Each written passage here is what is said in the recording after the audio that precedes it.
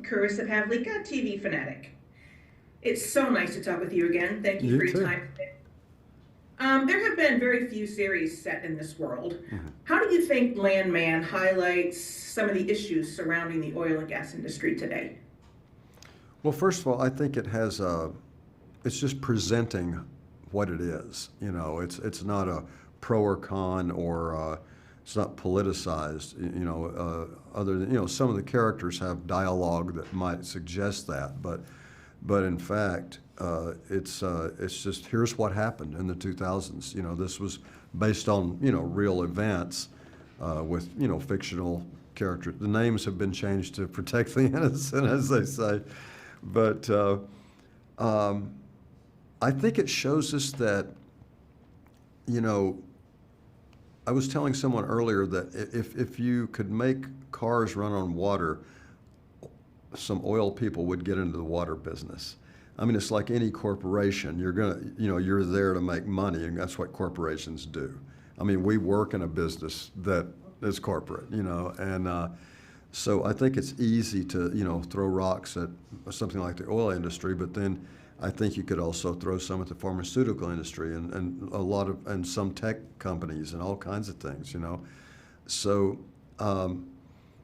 I think this just presents something that's kind of right down the middle of the road and shows you here's what happens.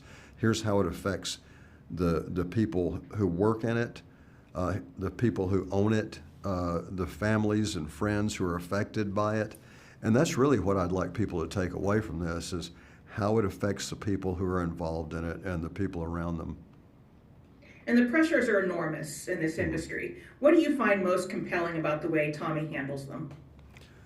It's funny because in my own life, believe me, I'm pretty lazy sometimes. If I could just lay around the house with my family, I would.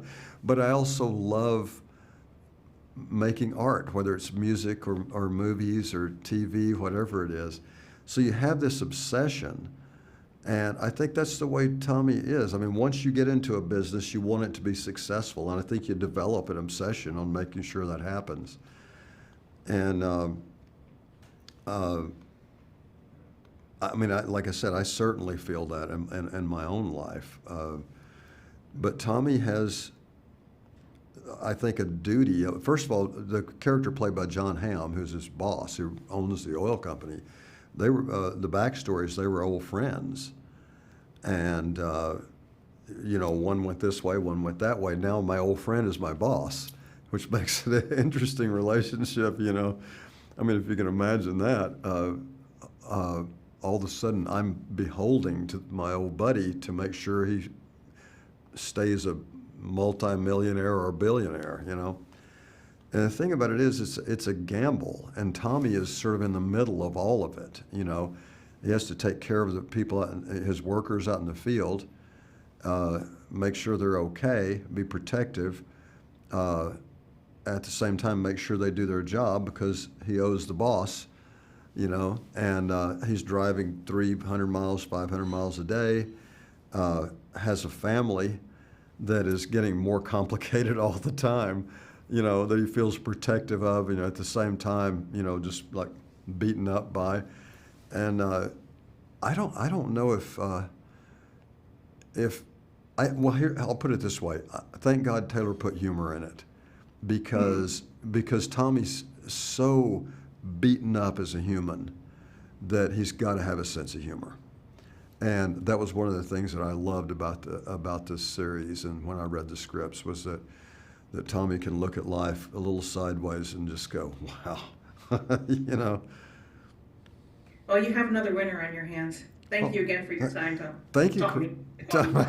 That's okay. That's a good sign if you call me by the character's name, Carissa. Oh, have a great day. You too, hon. Good to see you.